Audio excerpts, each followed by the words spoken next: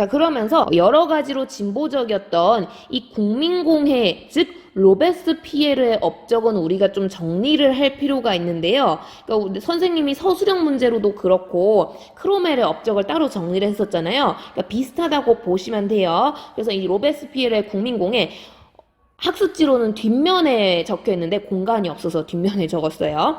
교과서에도 있고 우리가 어느 정도 짐작을 할 수 있듯이 실은 로베스피에르는 급진파, 과격파의 인물로서 상당히 진보적이다 보니까 당시 프랑스 안에서 되게 하고 싶은 게 많았거든요. 근데 문제는 이 로베스피에르가 정권을 가지고 이제 개혁을 추진하려고 할 때 프랑스의 위기가 더 심해져요. 바로 당시 프랑스 혁명이 겪고 있던 혁명전쟁, 요거 있죠. 요 규모가 훨씬 커지게 됩니다. 왜냐하면 예전 같으면 이제 오스트리아를 중심으로 일부 국가가 프랑스를 좀 견제하고 압박하는 수준이었다면 실은 이 혁명전쟁 도중에 국왕부부의 처형 소식이 이제 전파가 되는 거거든요. 이 국왕부부의 처형 소식을 듣고 전 유럽이 충격에 빠진 거야. 와, 여기서 혁명 잘못 퍼지면 우리 목도 날아갈 수 있겠구나. 죽어도 혁명이 전파되는 것만큼은 막아야 된다. 어차피 이거 못 막으면 우리 죽는 거야. 이렇게 느꼈던 다른 유럽의 왕정 국가들이 오스트리아와 함께 아예 동맹을 맺어요. 이게 이제 프랑스를 반대하는, 프랑스 혁명에 저항하는 동맹이라고 해서 반프랑스 동맹이라고 하는데요. 교과서에도 있죠, 여러분. 여기 보면 영국, 오스트리아 등은 동맹을 결성, 그래서 프랑스를 공격했다 하는데 요게 바로 반프랑스 동맹이 되겠고요.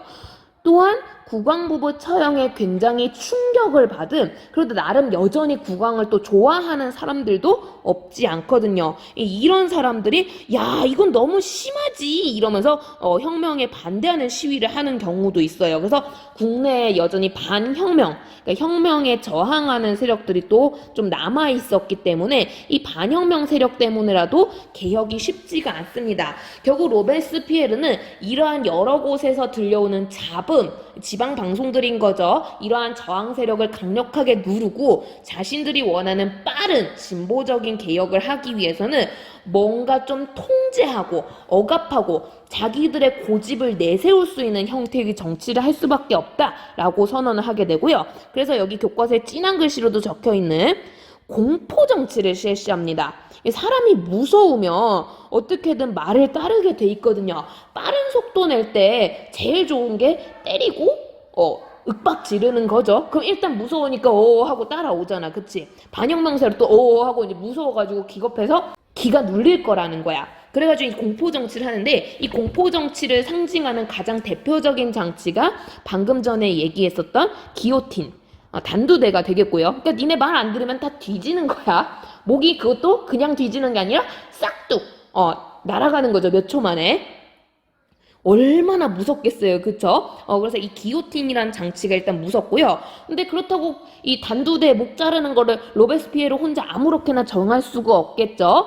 이걸 위해서 혁명과 관련된 재판을 하는 기구를 세웁니다. 이게 이제 교과서에도 적혀있는 혁명 재판소가 되겠고요. 이 혁명재판소, 근데 거의 사실상 로베스피에르와 과격파 의사에 맞게끔 재판이 치러지기는 합니다만 어쨌든 대놓고 너무 그렇다고 막 지 맘대로 할 수는 없으니까 공간에 만든 거예요. 혁명재판소고요. 근데 문제는 이 재판을 하려면 잘못을 저지르는 범죄자, 예비 범죄자들을 잡아와야 되잖아요. 즉 이 시기로 보면 이런 반혁명 세력 같은 애들을 체포를 해와야 된단 말이야. 이걸 하려면 공식적으로 뭔가 프랑스에 감시를 할 수 있는 기관이 필요한 거야. 근데 이 감시의 가장 좋은 명분이 뭐냐? 안전이거든요. 여러분도 예를 들어 내 방에 CCTV 달아요. 내 사생활 다 침범되는데 그런 거 누가 허락을 하겠어요. 근데 네 방에 강도가 침입을 했대. 스토커가 지금 자꾸 들어온대. 안전을 위해서 설치해야 된대. 그럼 설치하잖아. 약간 이런 느낌으로 공식적인 안전을 위해 니네를 감시하겠다. 이런 기구라고 기억을 하시면 좋을 것 같아요. 얘는 교과서에 안 적혀 있던데 요거를 공안위원회라고 해요. 그래서 이 공안위원회가 감시를 해서 저놈 로베스피에르 욕했어. 저놈 혁명 이상하게 안 좋은 말 했어. 이러면은 얘네가 이제 혁명재판소로 끌려가는 거야. 그럼 여기서 사형하면 이제 단두대에서 목이 날아가게 되는 거죠. 그래서 요게 이제 공포정치를 상징하는 기관 제도들이라고 보시면 되겠고요. 결국 이걸 통해서 실제로 사람들이 무서우니까 아무 말을 못해요. 로베스피에르 급진파가 하자는 대로 움직이게 되는 거죠.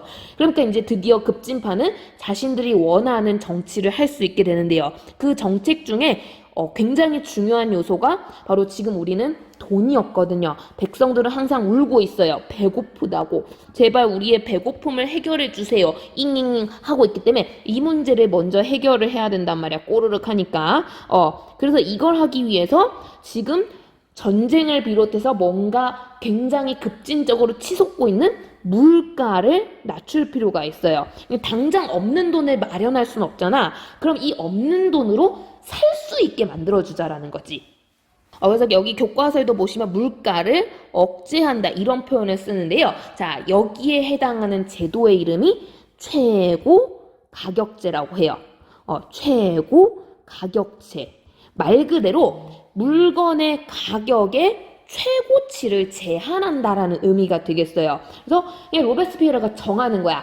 오늘부터 볼펜은 무조건 1원, 감자는 무조건 한 개에 10원. 이런 식으로 가격을 가장 높은 가격을 굉장히 낮은 수준으로 강제로 설정을 하는 거지. 이걸 통해서 좀 비정상적으로 억지로 물가를 낮추는 방식. 이게 최고 가격제고요. 그리고 어쨌든 전쟁을 끝내야 근데 이 물가가 결국에는 낮춰질 거란 말이에요. 최고 가격제가 없어도 이 물가를 낮추기 위해서 전쟁에서 이겨야 되니까 이걸 위해서는 군인들이 많이 필요하겠네요. 그래서 교과서에도 있는 징병제. 그러니까 원하는 사람만 군대를 가는 게 아니라 강제로 남자라면 누구나 병사가 되시오. 이래서 이제 군인의 숫자를 늘리는 방식인 거죠. 군인의 수가 늘어나니까 당연히 전쟁에서는 유리해요, 불리해요? 그치, 이러면 전쟁에서 유리해지겠죠. 그래서 혁명전쟁을 실제로 유리한 방향으로 이끄는데 기여한 전쟁인데요. 주의하세요. 그렇다고 전쟁이 끝난 건 아니에요. 유리해졌을 뿐 끝은 아니다. 요 점은 조금 주의를 하시면 좋겠고요. 여기에 더해서 이 로베스피에르가 실제로 하고 싶었던 건 이거는 당시 이제 현상에 대한 뭔가 해결책으로 나온 거고 실제로 급진파들이 제일 하고 싶었던 건 프랑스 혁명의 기본 배경이기도 하죠. 바로 요 놈의 구제도. 이거를 완전히 없애는 건데 선생님 앞에서 구제도 없앴다고 했잖아요. 분명히 봉건적 특권 폐지한다고 했는데 그것도 모든 봉건적 특권을 얘기했었죠. 근데 선생님이 주의하라고 했잖아요. 이거 없앨 때 그냥 없앤 게 아니라 무슨 폐지라고 꼭 적어놓으라고. 그치? 앞에서 유상 폐지를 했거든.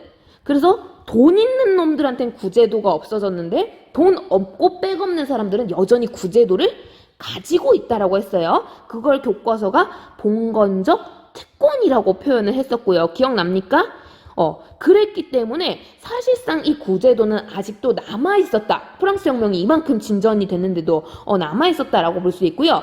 이 부분을 급진파는 가장 해결을 하고 싶었습니다.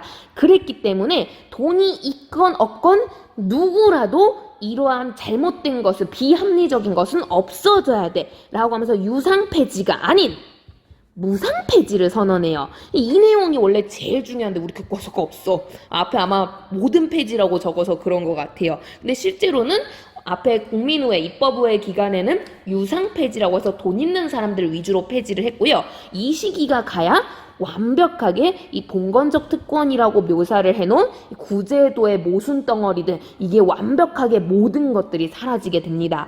그러면서 상당히 많은 프랑스 국민들이 국민공예 최고! 이러면서 엄청나게 좋아하는 거죠. 그리고 최고 가격제 덕분에 실제로 물가가 한동안 떨어져요. 그러니까 여러 가지로 그래서 로베스피에르가 공포정치 이런 말도 안 되는 어떻게 보면 독재보다 더 심하죠. 이런 비정상적인 정치를 했음에도 불구하고 프랑스 국민들이 이거를 그냥 따라왔던 이유예요. 물가도 낮춰줬고 무상으로 봉건적 특권을 다 없애줬으니까 너무 땡큐 베리 마치인데 근데 이게 1년, 2년, 3년, 4년 자 시간이 지나기 시작합니다. 자 여전히 혁명 전쟁은 끝이 나지 않았고요. 전쟁이 이제 끝을 보여야 되는데 워낙 프랑스가 지금 가진 게 없다 보니까 끝이 나지 않아요.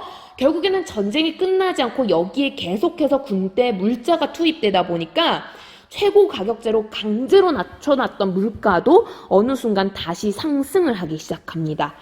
그리고 이제 본권적 특권 없어졌다. 사람들이 이제 슬슬 까먹기 시작해요. 자, 그러다 보니까 사람들이 다시 분노하기 시작하는 거죠. 왜 나는 여전히 배가 고픈 것인가? 왜 로베스피에르는 이 문제를 해결하지 못하는 것인가? 그러면서 왜 해결 못하는데 그 윽박지르고 사람 죽이기만 하고 공포 정치에 대한 불만도 점점점 증가하는 거죠. 저 새끼는 이렇게밖에 정치 못해? 맨날 윽박지르면 다야? 내가 그전에는 똥이 더러워서 피했지 무서워서 피니 막 이러면서 사람들이 여기에 대해서 저항을 하기 시작하고요. 결국 정치적인 책임을 물어서 로베스피에르 본인도 단두대에서 처형이 돼요. 그래서 로베스피에르가 죽고 나니까 이 사람을 중심으로 뭉쳤던 과격파, 급진파 세력도 점점점 힘이 약해져 가게 되는 거고요. 결국 이 공포정치, 말도 안 되는 이런 전쟁, 이런 것들에 대해서 이제 지치고 불만이 많았던 시민들은 국민공회 안 되겠다. 이 방향은 아닌 것 같아. 국민공회를 이제 해산을 다시 시키고요. 조금 더 부드러운, 조금 더 안정적인, 조금은 온건한 그러한 형태의 새로운 정부를 세우게 됩니다. 이름도 그래서 아예 탈바꿈을 했어요. 요게 이제 총재 정부라고 하고요. 그래서 과격파, 급진파에 반대되는 부드러운 사람들, 이 온건파를 중심으로 구성이 된 정부가 되겠는데요. 이 온건파에서도 가장 세력이 셌던 5명의 인물이 총재라고 하는, 이 총재가 이제 우리식으로는 가장 높은 재상, 국무총리 약간 그런 느낌이거든요. 그런 직위에 이제 5명이 올라가가지고 함께 협의하면서, 그러니까 막 무식하게 혼자서 하는 게 아니라 그런 식으로 이제 정치를 하라고 총재 정부를 만들어놨는데, 의도는 좋아요. 그쵸? 그러니까 얼마나 지쳤겠어요. 얼마나 무섭고 힘들었겠어요. 이 의도는 좋은데 문제는 위기시국이란 말이야. 위기시국이면 솔직히 까놓고 말해서 한 명의 강력한 리더가 끌고 가는 게 속도가 더 붙어요. 근데 이 온건한 사람들이 여러 명이서 협의를 해가면서 이제 문제를 해결하려고 하니까 절차 자체야 좀 민주적이고 긍정적일지 몰라도 결국에는 이 결과를 만들어내는데 속도가 너무 느려요. 근데 심지어 우리 혁명전쟁 끝났다고 안 끝났다고? 전쟁 안 끝났어. 그러니까 전쟁도 빨랑 끝내줘야 되고 개혁도 빨랑 해줘야 되고 지금 속도는 필요해. 다만 그 방식에서 너무 지나치게 그동안 급진적이고 무서웠으니까 그것만 바꾸라는 건데 총재 정부는 그게 문제가 아니고 속도가 늦어지는 거야. 그러니까 이도저도 안 돼. 내정개혁도 안 돼. 내부 정치도 제대로 안 굴러가고요. 전쟁도 흐지부지. 엉망진창이야. 자, 그러다 보니까 사람들이 더 빡치는 거죠. 이게 뭐야? 이러면서 이제 완전 분노를 하게 되는 거고요. 그러면서 사람들이 기본적으로 이 혁명에 관해서 뭔가 회의감, 실망감을 느끼기 시작해요. 과연 난 왜 처음에 혁명을 일으켰는가? 나는 조금이라도 더 잘 살아보려고, 조금이라도 덜 배고프려고, 그러려고 혁명을 했는데 우린 지금 왜 여전히 배가 고픈가? 왜 우리는 여전히 가난하고 왜 우리는 여전히 이렇게 눈물 짓는 불행한 삶을 살아가고 있는가? 이 프랑스 국민들이 이 총재 정부를 용납할 수가 없어요. 진짜 빡쳐하고 있는데 이 타이밍에 아주 유명한 아재가 한 분 등장합니다. 작은 고추가 맵다를 전형적으로 아주 잘 보여준 키가 무지무지 작은 데다가 촌동네에서 건너온 사람이라 평생 손가락질을 당했던 한 군인인데요. 순식간에 영웅이 돼버리죠. 바로 이 사람이 나폴레옹입니다. 키가 150대 초반인가? 그래서 당시 남성 기준으로도 140, 150, 좀 많이 작은 편이었다고 해요. 근데 군인이었거든. 그래가 고향이 완전 깡촌 섬동네에서 와가지고 사람들이 엄청 넌 출세하기 글렀어. 그래서 되게 많이 놀리고 무시하고 약간 왕따 비스무리하게 좀 그랬다고 해요. 근데 이 나폴레옹이 두고 봐라더니 이 사람 머리도 좋고 싸움도 잘했거든. 자기가 이제 군인이다 보니까 혁명 전쟁에 이제 이 사람이 뛰어들게 된 거야. 근데 이 혁명 전쟁에서 우리 앞에서부터 보니까 제일 당시 프랑스의 가장 큰 적수가 누구일 것 같아요? 그치? 오스트리아거든. 당시에는 오스트리아가 가장 큰 적수예요. 이 마리 앙뚜아네트 때문에 얘네가 열받아가지고 가장 격렬하게 쳐들어왔었거든요. 근데 이 오스트리아를 상대로 나폴레옹이 대승을 거둬요. 오스트리아를 완전 멸망까지는 못 시켰지만 완전 대규모 승리를 얻게 됩니다. 그래서 거의 처음으로 혁명 전쟁의 분위기를 완전히 뒤바꿔놔요. 게다가 결국 이 나폴레옹으로 인해 혁명 전쟁이 사실상 거의 끝나가는, 이 아저씨가 계속 연달아 여기서 승리를 하는 거야. 사실상 끝나가는 그러한 분위기를 만들게 되고요. 전쟁이 끝나니까 자연스럽게 물가가 낮춰지거든요. 이해됩니까? 삶의 안정이 오기 시작하거든요. 뭔가 사람들에게 여유가 생기는 거거든요. 다 전쟁 때문이었어. 실은 프랑스 혁명이 이때 힘들었던 이유는. 근데 이거를 나폴레옹이라는 사람 하나 때문에 완전, 이게 뭐 따로 개혁을 한 것도 아닌데도 완화되는 분위기를 보이는 거야. 그러니까 이걸 프랑스 국민들이 너무너무 감사하고 고마워하면서 이 나폴레옹의 지지도, 인기가 점점 올라가게 됩니다. 결국 나폴레옹은 이걸 이용해서 그래, 총재정부 따위 이게 프랑스를 맡길 순 없다. 내가 지금 프랑스 국민들에게도 지지도를 얻고 있거든. 그리고 지가 제일 잘하는 싸움질을 이용해 쿠데타, 군사정변을 일으키게 되고요. 그래서 총재정부 세력을 몰아내고 자기가 중심이 되는 정부를 새롭게 세워요. 이거를 통령정부라고 해요. 통령정부. 그래서 이 통령이 우리 그 대통령 있잖아요. 그쵸? 그 대통령의 대자만 빼시면 돼요. 우리 그러니까 통령이 한 명이니까 가장 센 통령이 대통령인 거거든. 근데 여기서는 이 나폴레옹이 그래도 이제 쿠데타라는 좀 비정상적인 방식으로 권력을 잡다 보니까 민중들한테 나 그렇게 로베스피에르처럼 막대 먹은 놈 아니야. 나는 되게 민주적인 사람이야. 이런 걸 보여주려고 일부러 이 통령을 본인 포함 3명을 선출을 하거든. 그래서 한 명의 통령이 있는 게 아니라 여러 명의 통령이 있다 보니까 이제 대통령이란 표현 안 쓰고 통령이라고 부르는 거야. 그래서 통령정부인데 사실상 나머지 둘은 허수아비고 이거는 이제 나폴레옹이 독재 정치를 하는 기구라고 보시면 되겠습니다.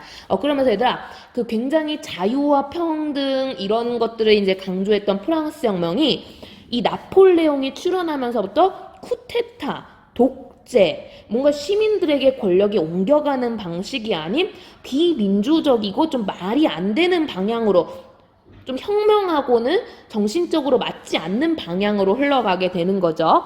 그래서 보통 요 통령정부 전후 해서 나폴레옹이 등장했을 무렵부터는 프랑스 혁명이 쇠퇴, 뭔가 몰락해 가고 있다. 요렇게 많이 평가를 하고요. 일부 책에서는 아예 이때 혁명은 끝났다라고도 얘기를 하는데, 근데 이제 우리 교과서를 만드신 분들 같은 경우에는 이 상황을 아예 혁명이 쇠퇴 수준이 아니라 끝났다라고 평가를 하신 것 같아요. 그래서 교과서가 이제 119쪽까지 해서 통령정부까지 소개가 돼 있고요, 여러분.